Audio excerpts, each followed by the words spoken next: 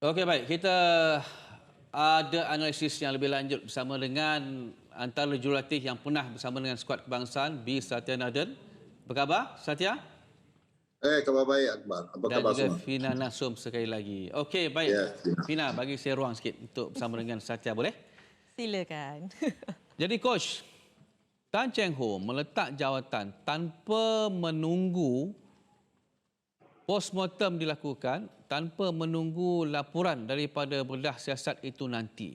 Jadi apakah isyaratnya itu, wahai Satya Naden?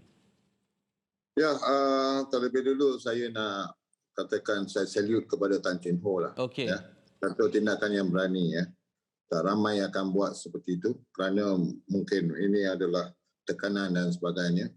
So, saya memang kagum dengan tindakan beliau Okey. kerana bukan senang ya. Kerana you ada lagi setahun lagi kontrak dan kita ni jurulatih ni mata pencarian kita adalah melalui bola sepak. Dan kalau kehilangan 1 tahun punya kontrak, kehilangan begitu je. Memang saya respect lah Tan Cheng Ho. Ya. So, saya harap all the best to Tan Cheng Ho lah. Future tu. Ya. Okey, Coach belum menjawab soalan saya lagi. Ya. Sebenarnya perlu tak dia tunggu laporan bedah, ini kita nak recap semula lah. Perlu tak sebenarnya dia menunggu laporan bedah siasat baru buat keputusan? Yalah, itu dia dah buat keputusan. Kita tak boleh katakan perlu Okey. atau tidak, bedah siasat dan sebagainya. Kalau dia dah ambil, kalau sebelum dia ada postmortem, kita dah banyak andaian-andaian gitu kita baca dalam netizen ni ke komen-komen, mungkin Tan Cheng Ho telah membuat satu keputusan daripada tak payah tunggu lagi postmortem, dia dah tahu dah. So saya itu macam saya kata tindakan berani oleh Tan Cheng Ho lah. Okey. Baik, Fina, terima kasih Coach. Fina, menerusi perbualan Fina bersama dengan Dion Kools tadi, bahawa pemain itu mengatakan sebenarnya bukan salah Cheng Ho 100% sebenarnya. Tetapi ada banyak lagi sebab lain. Jadi, apa lagi yang mungkin dikongsikan oleh Dion Kools tadi, Fina? Okey, Akbar, sudah pastinya betul apa tindakan yang dilakukan oleh Tan Cheng Ho adalah sesuatu yang boleh kita anggap sebagai gentleman, sebagai seorang jurulatih yang mengambil keseluruhan tanggungjawab dan dalam masa yang sama pengakuan daripada Dion Kools juga menggambarkan it's not about jurulatih saja. Pemain juga sepatutnya mengambil tanggungjawab ini dan saya respect, salute Dion Kools yang berani untuk tampil memberikan reaksi berikutan peletakan jawatan Tan Cheng Ho, kerana sebenarnya ada beberapa pemain yang saya cuba dapatkan reaksi daripada mereka, tetapi nampaknya mereka memilih untuk tidak mengeluarkan sebarang komen. Saya tidak pasti kenapa, tetapi sebagai pemain yang bersama dengan Tan Cheng Ho, sekiranya diberi peluang untuk memberikan satu penghormatan buat bekas jurulatih, sepatutnya mereka perlu mengambil peluang itu, Akbar. Coach Satya pernah dan sangat-sangat mengenali suasana dan situasi dalam skuad bola sepak kebangsaan, pernah bersama dengan skuad kebangsaan. Okey, saya nak tanya, kebebasan yang dimiliki sebenarnya oleh seorang ketua jurulatih skuad kebangsaan untuk mengemudi pasukannya, memang telus dan 100% diberikan kebebasan atau macam mana? Untuk saya, semasa saya Akbar, saya berani nak katakan saya yang buat keputusan semua. Saya buat keputusan siapa yang saya pilih, siapa yang saya tak pilih. Ada seorang yang cuba nak cakap dengan saya, ya, seperti jangan ambil budak ni kerana budak ni disiplin kurang. Tetapi saya panggil juga. Itu adalah kerana saya percaya seorang jurulatih dia tahu. Kita tahu apa yang kita nak. So, kalaulah kita ikut cakap. Okey, baik. Dalam tempoh yang singkat, 6 bulan menuju ke aksi kelayakan untuk Piala Asia, Coach Satya, kita tak ada coach skuad kebangsaan sekarang ini. Jadi, apa solution terbaik sebenarnya untuk berdepan dengan perlawanan yang lebih kompetitif ini? Perlu segera mencari ketua jurulatih kekal atau yang sementara atau macam mana, mungkin ada pandangan daripada coach? Untuk 6 bulan Yap. untuk sebelum kita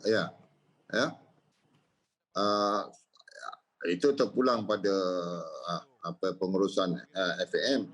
Kalau mereka nak cari jurulatih yang lain ataupun gunakan jurulatih sementara. Tetapi bukan senang dalam masa 6 bulan 7 bulan ni nak kenal pasti pemain-pemain, nak tahu latar belakang pemain-pemain, bukan senang. Mereka sepatutnya seorang jurulatih dia tahu tentang apa this one about player selection, ataupun dia adakan asisten yang baik untuk dia, seorang pemain lokal. Kalau jurulatih ini seorang foreigner so kita banyak perkara yang kita kena meneliti tentang untuk mencari jurulatih untuk ambil tempat Tan Cheng Ho. Okey, Fina, mungkin ada sesuatu ingin ditanyakan kepada Coach Satya, silakan. Coach, adakah anda bersetuju dengan dakwaan beberapa pihak Tan Cheng Ho tidak mampu untuk memastikan ataupun memberikan sepenuhnya keperluan yang ada dalam pasukan kebangsaan, dan saya tidak fikir beliau mendapat full support daripada Badan Indo FAM sendiri. Maybe coach boleh komen sikit on that. Itu memang soalan yang keliru sikit, kerana nak katakan Tan Cheng Ho tak boleh memberi yang sepenuhnya, saya tak percaya, kerana pada awal setelah beliau mengambil tempat Wingada, kita nampak Wingada kalah semua game. Tan Cheng Ho berubah nasib national team. Semua dah give up dah. Saya ingat lagi 2 tahun sebelum menjadi ni COVID, Tan Cheng Ho macam savior untuk national team. Standard national team secara mendadak dengan seeding national team pun naik kerana Tan Cheng Ho. Takkanlah dalam 2 tahun ni dia terus jadi seorang jurulatih yang tak baik. Tetapi saya nampak ialah masa main AFF ni bukan skuad yang betul-betul yang 100% pemain-pemain yang best dalam negara. Tak ada. Ramai kita kehilangan pemain. Daripada Farizal Malias, daripada Sumarih, daripada Kobin Ong, daripada Matthew Davis, daripada Azam Bakar, dan ramai. So ini memang susah. Nak salahkan siapa, itu yang dikatakan adakan postmortem. Bukan nak cari salah orang, macam saya kata, kita kena cari kelemahan kita, bukan salah orang. Salah ni senang, orang cari salah orang. Untuk orang yang pertama yang ditarget ialah jurulatih. Di mana-mana biasalah benda ni Okey, coach, untuk bersaing dengan pasukan-pasukan Singapura, Thailand, Indonesia, Vietnam dan juga pasukan-pasukan Asia yang lain, bola sepak kita ni sebenarnya lebih sesuai untuk berada dalam tangan jurulatih asing ataupun local coach yang lebih sesuai? Ya, ini satu subjektif. Orang kata coach Jepun, coach Korea, tapi dua-dua coach Korea pun tak jadi Johan juga. Yang jadi coach itu Brazil, Jerman. Orang Thailand, coach Thailand kan. So ada juga tim Cambodia gunakan pemain hebat, tetapi kecundang juga. So ini adalah tak kira lah mana dia datang. Kalau jurulatih itu memang dia sesuai dengan cara kita, you bawa lah siapa, Pep Guardiola. Ingat nak tukar Malaysian football dalam masa 6 bulan atau setahun. Tak semesti. Kadang-kadang taktik mereka tidak boleh diguna pakai dengan pemain-pemain yang ada sekarang. Kualiti pemain, kita mesti tahu kualiti pemain kita. Ataupun kita nak satu jangka panjang, perancangan jangka panjang, macam tim coach daripada Vietnam tu, dia datang, dia handle bawah 20, 23, lepas tu terus naik ke national team. Dia bawa tim tu. Ya. Pernah dibuat oleh Raja Gopal. Raja Gopal dia pegang under 17, under 19, under 23, lepas tu national team. Lama dia pegang. Ya. Yang coach mana yang lama pegang tim dekat Malaysia ni? Lim Tiong Kim lah dengan Raja Gopal. Seorang berjaya, seorang gagal.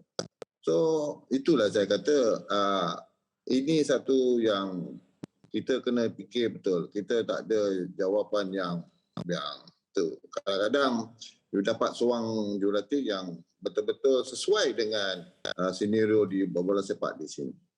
Tapi nak ubah style cara national team, saya percaya kita tak boleh buat dengan senior team semua senior, tapi dengan budak-budak mungkin umur 20, 21, tapi orang kena beri dia masa. Masa tu yang penting. Coach, saya ada soalan.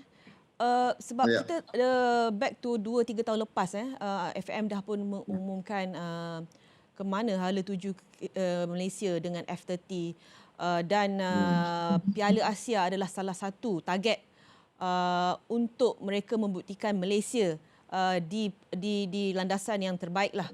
Tetapi berbaki 6 bulan sebelum kelayakan Piala Asia, di mana kita perlu merebut 4 slot terbaik, Cheng Ho meletak jawatan. Dalam masa 6 bulan, FAM perlu mencari pengganti.